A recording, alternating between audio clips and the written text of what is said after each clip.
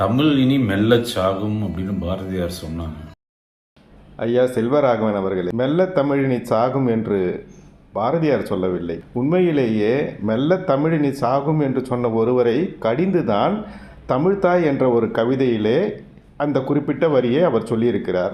மெல்ல தமிழ் இனி சாகும் அந்த மேற்கு மொழிகள் புவி மிசை யோங்கும் என்றந்த பேதை உரைத்தான் இந்த வசை எனக்கு எய்திடலாமோ என்று வருகின்ற அந்த பாடலில் குறிப்பிட்ட அந்த மெல்ல தமிழினி சாகும் என்ற வரிகளை மட்டும் எடுத்துக்கொண்டு தவறாக இது பாரதியார் சொன்னதாக குறிப்பிடப்படுகிறது.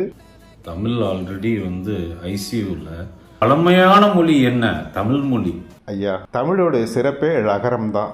அந்த ழகரத்தை நீங்கள் தமிழ் என்று சொல்கிறீர்கள், மொழி என்று சொல்கிறீர்கள், பழைய என்பதற்கு பழைய என்று சொல்கிறீர்கள்.